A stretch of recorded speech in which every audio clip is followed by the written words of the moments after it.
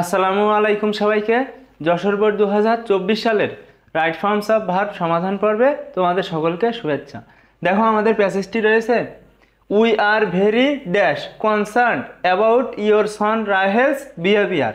এখানে দেখো আর একটা বিভার্ব, তো এই বিভার্বের পরে হয় আইএনজি যুক্ত ভার্ব বসে অথবা ভি3 বসে। তো এখানে কিন্তু আমরা ভি3 অর্থাৎ দেখো প্রেজেন্ট ইনডিফিনাইট টেন্সের প্যাসিভ স্ট্রাকচারটা বসাবো, অ্যাম ইজ আর ভি3। তাহলে আমরা বলতে পারি দেখো উই আর ভেরি কনসার্নড, আমরা খুবই চিন্তিত, about your son Rahel's behaviour, রাহেলের আচরণ নিয়ে আমরা খুবই চিন্তিত। হি পেলে, দেখো হি এখানে পেলে ভার্বকে মডিফাই করতে হবে। Truant from school 3 times last month, গত মাসে, লাস্ট মান্থ মানে কি, গত মাসে সে স্কুল থেকে 3 বার পালিয়েছে। এখানে দেখো থ্রুয়েন্ট মানে পালানো, তাহলে এখানে দেখো লাস্ট মান্থ অর্থাৎ অতীতের ঘটনা।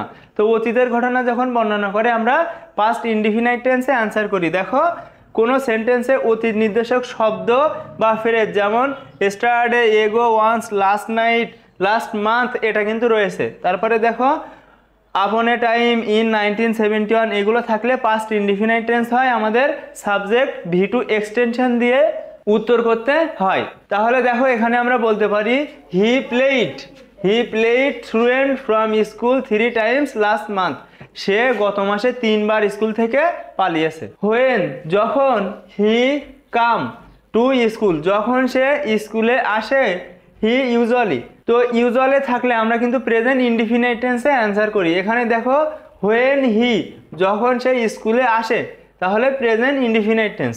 হোয়েন হি কামস, এখানে আমরা কি বসাবো, comes, subject singular, verb singular. এখানে সাবজেক্ট হি, সেজন্য আমাদের এখানে বসবে দেখো comes. When he comes to school, যখন সে স্কুলে আসে, হি ইউজুয়ালি ড্যাশ। এখানে দেখো বাক্যকে নেগেটিভ করতে হবে, এখানে নট, এখানে রয়েছে কনসেন্ট্রেট মানে মনোযোগ দেওয়া। সাবজেক্ট যদি সিঙ্গুলার হয় তো ওই সেন্টেন্সকে নেগেটিভ করতে হলে ডাজ নট যোগ ভিয়ন বসাতে হয়। তো দেখো এখানে কিন্তু আমরা প্রেজেন্ট টেন্সে অ্যান্সার করেছি কামস, তো এখন ইউজুয়ালি রয়েছে, তার মানে প্রেজেন্ট টেন্সেই হবে। আমরা বলতে পারি দেখো হি ইউজুয়ালি, আমাদের এখানে নট করতে গেলে কি আনতে হবে, যেহেতু সিঙ্গুলার সাবজেক্ট এখানে হি, সেজন্য আমাদের কিন্তু ডাজ নট নিয়ে আসতে হবে। তাহলে আমরা বলতে পারি দেখো he usually does not concentrate, সে সাধারণত মনোযোগ দেয় না, অন হিজ লেসন্স, তার পড়াশোনায়। He does not seem to understand text and never ask, দেখো এখানে রয়েছে আস্ক। তো দেখো এখানে আমরা কি বলতে পারি, হি আমাদের সাবজেক্ট, তো হি যেহেতু সাবজেক্ট, হি তাহলে এখানে কি হবে, ভার্ব বলো তো, সাবজেক্ট সিঙ্গুলার, ভার্ব সিঙ্গুলার। আমরা এখানে বলতে পারি দেখো ask, he ask any question, সে পড়াশোনা বুঝুক আর না বুঝুক কখনো সে প্রশ্ন করে না, এমন বাংলা অর্থ দেয়। তাহলে আমাদের সাবজেক্ট হি, সেজন্য এই ভার্বকে সিঙ্গুলার করার জন্য আমরা কি আস্ক বসিয়েছি। The only time he dash, এখানে শো, তো হি দেখো সাবজেক্ট থার্ড পারসন সিঙ্গুলার, ভার্বের সাথে এস বাই এ যুক্ত করতে হবে। তাহলে দেখো the only times he shows any initiatives is in dash, এখানে দেখো ইন একটা প্রিপজিশন, তো প্রিপজিশনের পরে ভার্বের সাথে আইএনজি হয়। এখানে দেখো সকল প্রিপজিশন, এদের পরে কি হবে, ভার্বের সাথে আইএনজি হবে। তাহলে ইন একটা প্রিপজিশন আমরা বসাবো মেকিং, তাহলে দেখো in making excuses for not dash, এখানে দেখো ফর আবারও একটা প্রিপজিশন, তো এই প্রিপজিশনের পরে হ্যাভ ভার্বকে আমরা কি বসাবো, দেখো ওখানে হয়ে যাবে having, for not having dash, এখানে দেখো এখানে রয়েছে ডু। তোমরা একটা নিয়ম শিখেছিলে যে দেখো 7টা শব্দ রয়েছে, যে 7টা শব্দের পরে ভি3 বসে, সেই শব্দগুলো কি, have, has, had, having, get, got, getting, এই শব্দগুলোর পরে ভি3 বসে। এখানে দেখো রয়েছে হ্যাভিং, তো এই হ্যাভিং এর পরে শূন্য স্থানে এখানে রয়েছে ডু, তাহলে আমাদের এখানে কি হয়ে যাবে, ডান। দেখো ডু থেকে ভি3 কি হবে, ডান।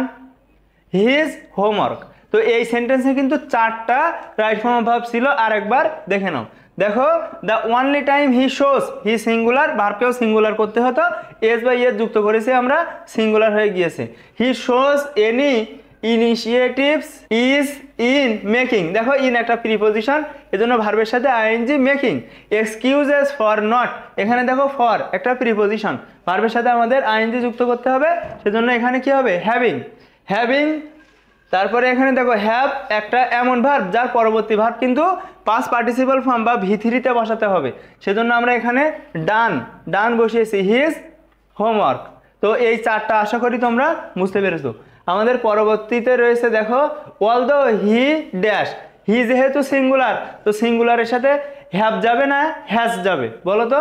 এখানে অবশ্যই আমরা বসাবো হচ্ছে হ্যাজ। তাহলে দেখো although he has a natural talent for art, তার কিন্তু চারুশিল্পে একটা ভালো প্রতিভা রয়েছে। হি ইভেন ড্যাশ, এই বাক্যকে দেখো নট টেক, তার মানে আবারও বাক্যকে নেগেটিভ করতে হবে। তো প্রেজেন্ট টেন্সে সাবজেক্ট যদি সিঙ্গুলার হয় তাহলে ওই বাক্যকে নেগেটিভ করতে হলে আমাদের ডাজ নট তারপরে V1 বসাতে হয়। তাহলে দেখো he even does not take, এমনকি সে গ্রহণ করে না বা তার নেই এনি ইন্টারেস্ট, কোনো আগ্রহ ইন আর্ট লেসন, তার যে শিল্পকলায় যে আগ্রহ যাতে সে পারদর্শী ছিল তাতেও কিন্তু তার কোনো আগ্রহ নেই। This is dash, this is dash, এখানে রয়েছে ডিসঅ্যাপয়েন্ট। তাহলে দেখো এটা হতাশাজনক, আমরা বলতে পারি দেখো present continuous tense subject am is are ভার্বের সাথে আইএনজি।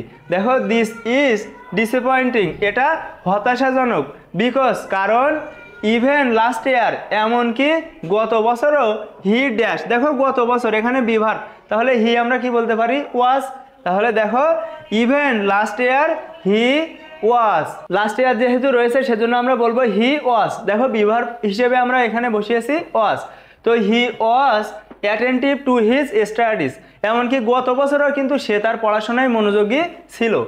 উই হোপড, আমরা আশা করব বা আমরা আশা করি হি ড্যাশ, এখানে সুন্দর একটা নিয়ম রয়েছে। দেখো এটা কিন্তু একটু কনফিউজিং একটা প্রশ্ন। এখানে দেখো যে রুলটা অ্যাপ্লাই করা হয়েছে, দুটি ক্লাসের পূর্বের ক্লাসটি যদি পাস্ট টেন্সে থাকে, দেখো এখানে দুইটা ক্লাস, এখানে একটা ক্লাস একটা ক্লাস, এই দুইটা ক্লাসের পূর্বেরটা কিসে রয়েছে দেখো পাস্ট টেন্সে, উই হোপড এটা কিন্তু পাস্ট টেন্সে রয়েছে। এখন আমাদের পরবর্তীতে অ্যান্সার করতে হবে দেখো উড যোগ V1।